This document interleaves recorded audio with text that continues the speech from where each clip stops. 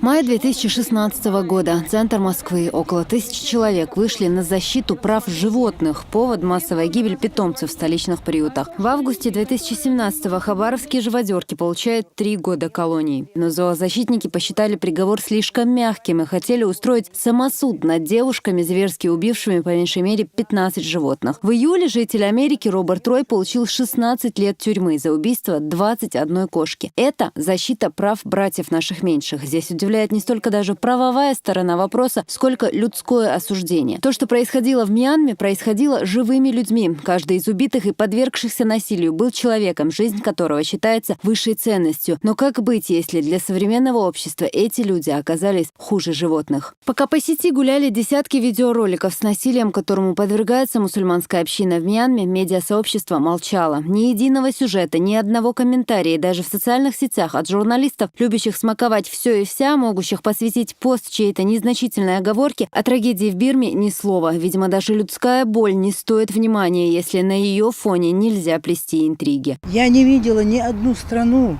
где вот так вот убивают женщин, стариков и детей, где абсолютное беззаконие, где абсолютная анархия. Почему молчат гуманитарные организации, ООН?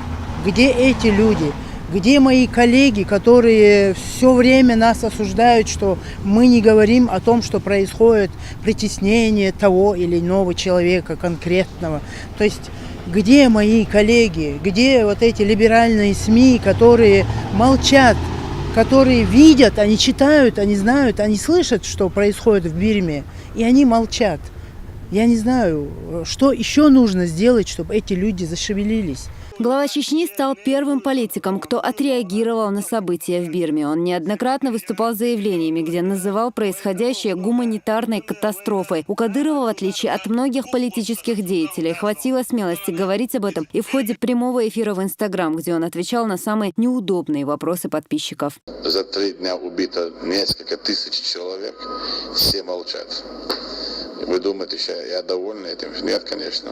Я очень даже недоволен. Мы говорим, будьте прокляты те, кто сегодня совершает это преступление и кто за этим стоит. Стоило главе Чечни прокомментировать эту ситуацию и пройти митингу в Грозном, как интернет словно прорвало потоком воды, которую, казалось, вся российская медийная и политическая элита дружно набрали в рот. Заявление руководства республики и митинг в Грозном открыли глаза тем, кто крепко жмурился, отказываясь увидеть и признать ужас, произошедший с единоверцами. Убийство мусульман в азиатской стране мировые лидеры осудили только после того, как это сделал Рамзан Кадыров. Мир всколыхнулся после того, как увидел картину, где более миллиона человек вышли на мирный митинг, и эти люди подали свой голос. Это голос всех мусульман мира. Это голос не только мусульман, а всех здравомыслящих людей мира. И вот этот голос, который Рамзан Ахматович вложил в уста 1 100 000 человек, он дошел и до политиков, и до общественности всего мира. И мы буквально на второй день увидели, как политики абсолютно десятков стран мира, здесь и Азербайджан, здесь и Турция, Малайзия, Индонезия, Индия, другие страны, на следующий же день они уже делали заявление по этой проблеме. После этого митинга и до него, и сегодня Рамзан Ахматович получает тысячи, десятки тысяч сообщений. Понимаете, где люди, живущие в Австралии, Индонезии, Малайзии, в Америке, в Канаде, понимаете, в Европе, Южноафриканской республике, его благодарят за его позицию, за его реакцию, за принимаемые им меры. По завершении митинга даже многие весьма цинично настроенные по отношению к главе Чечни эксперты были вынуждены признать его политический вес. Многие публикации ведущих СМИ назвали Кадырова сильнейшим политиком международного уровня. О том, как позицию руководителей региона восприняли люди, исповедующие ислам, и говорить не приходится. В мусульманском мире имя Рамзана Кадырова уже стало нарицательным. Верующие знают их интересы под его надежной защитой. Сами мусульмане, которые участвовали в этом митинге, показали своей позиции, что российские мусульмане это какой-то такой, это особая форма консолидации. Это особая форма современной солидарности исламского мира, у начала которой без всяких сомнений стоит Рамзан Кадыров. Отметим, что митинг в Чечне не был инициативой Кадырова. Еще с 1 сентября в интернете массово распространялись обращения граждан, спрашивающих у главы региона разрешения его провести. А Рамзан Кадыров, как всегда, к мнению народа прислушался. Казалось бы, что негативного может быть в митинге, который призван показать единство и политическую позицию людей. Один из хадисов пророка Мухаммада, да благословит его Аллах и приветствует, гласит: верующий подобны единому организму. Если один из органов заболевает, то все тело отзывается на это бессонницей и горячкой. Мусульмане и показали эту сплоченность. Однако эта правда, видимо, слишком колет глаза тем, кому чужды такие ценности. И тут действия по уже набившему оскомину сценарию. Либеральные СМИ пускают в ход свой самый, на их взгляд, главный козырь – принуждение к митингу. Мы, как представители СМИ, скажем так, в данном случае телевидения, мы освещали этот митинг и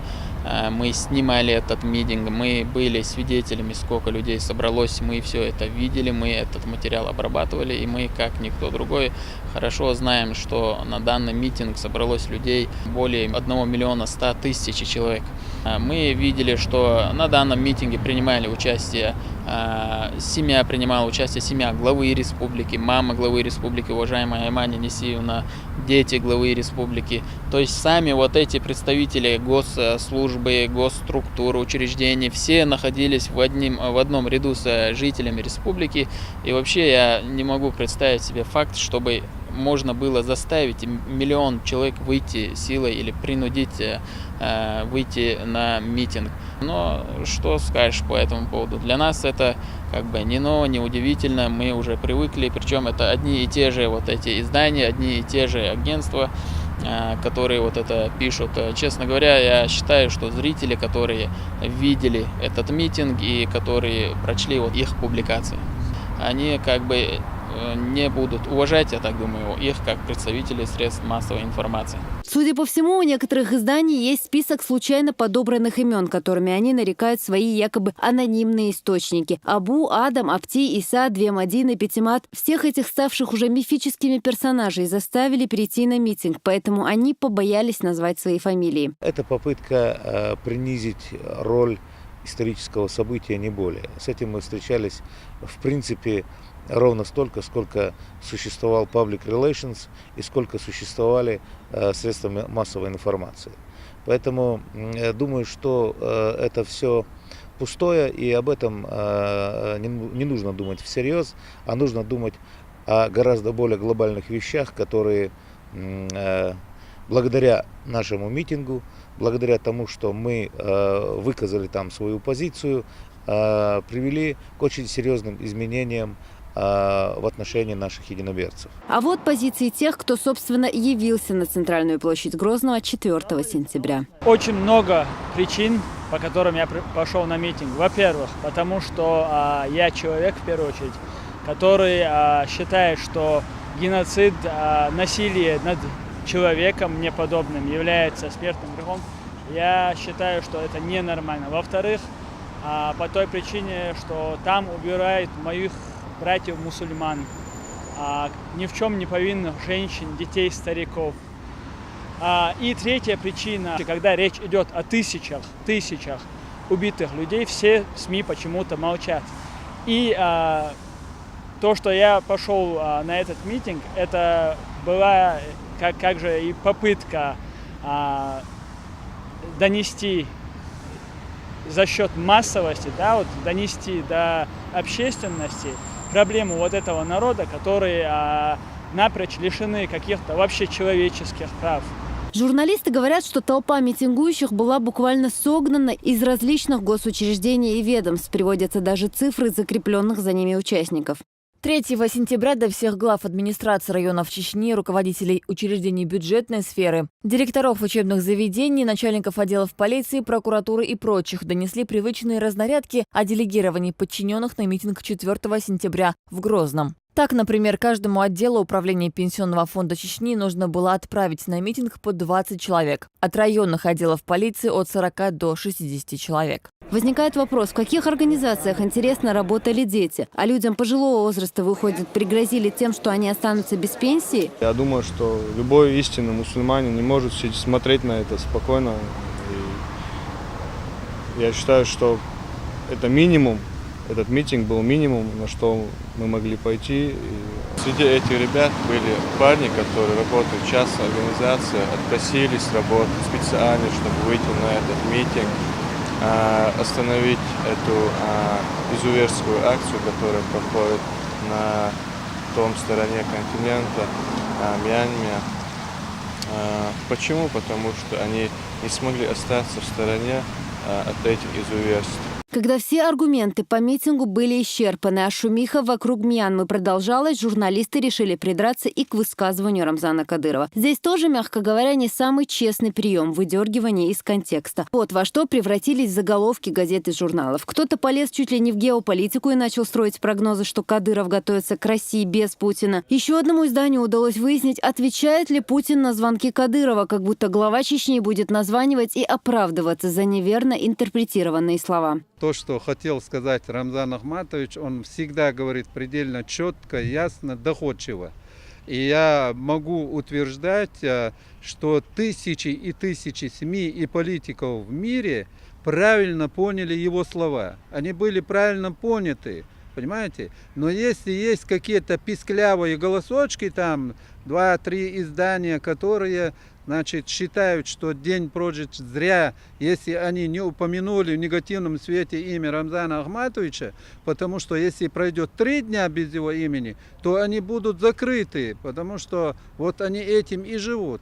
Это абсолютно не делает погоду. Да, я тоже читал там несколько изданий. Рамзан Ахматович, как гражданин Российской Федерации, как политик и федерального, и мирового уровня, как здравомыслящий и мудрый человек, имеющий свое мнение, он сказал, что в этом вопросе у меня такое мнение. Все доводы скептиков должна была разбить встреча президентов России и Египта, осудивших насилие в Бирме. И простой и емкий ответ Владимира Путина. Никакой фронты со стороны руководства региона нет. Успокойтесь. Все это было очень ювелирно сделано, все это было настолько четко обозначена была позиция отношений между Путиным и Кадыровым, самим президентом России Владимиром Владимировичем, который в Китае на пресс-конференции очень четко сказал одну единственную, но самую правильную и ожидаемую фразу «успокойтесь». Поэтому мы тоже, в свою очередь, рекомендуем всем успокоиться. Все нормально.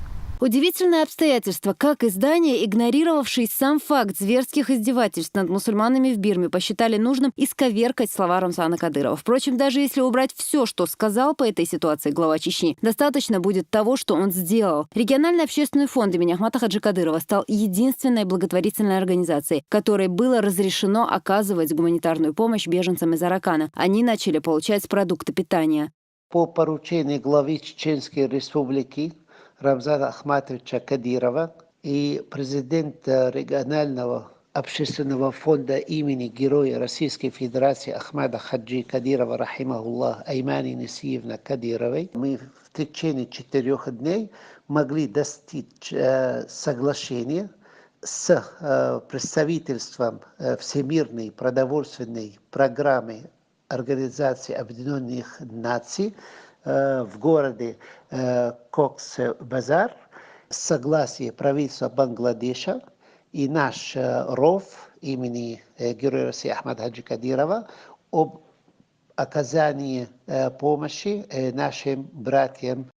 Представитель главы Чечни Зият Сапсаби посетил и стихийные лагеря в 10 километрах от границы между Бангладеш и Мьянмой. В этом месте находится до 160 тысяч человек. Сами мусульмане Рохинджа благодарны чеченскому народу во главе с Рамзаном Кадыровым. Ему удалось привлечь внимание к их трагедии, которая была безразлична мировому сообществу на протяжении многих лет. Наши братья из Аракана хорошо знакомы с позицией нашего руководства республики и позиции чеченского народа, высоко оценили акции поддержки, которые происходили в Чечне 4 числа, и знает, что пока есть такие поддержки, они могут выдержать испытания и смогут дальше жить с надеждой вернуться домой и с надеждой на политическое урегулирование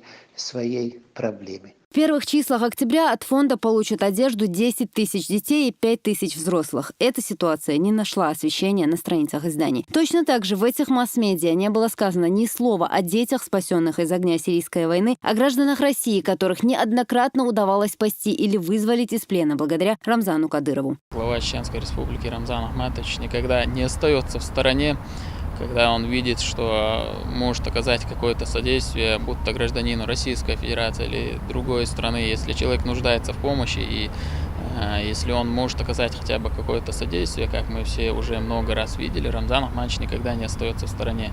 Это мы видели на примере, когда он освобождал из Украины журналистов, из Ливии моряков российских. Это мы видели в последнее время, когда из сирийского котла, скажем так, освобождались граждане Российской Федерации, из Турции на границе с Сирией, когда была русская девочка задержана. Интерпретация того, что произошло на этой неделе, была разной в зависимости от профессионализма, журналистской этики и человеческого сострадания сотрудников тех или иных СМИ. Однозначно одно – Рамзан Кадыров заставил мир говорить о трагедии в Бирме. И кажется, после решительных действий главы Чечни сам народ Рохинджа верит в то, что ситуация в скором времени может измениться. Аза Исаева, Магомед Сулейманов, Руслан Яхьяев, Ислам Расуев. Новости 7.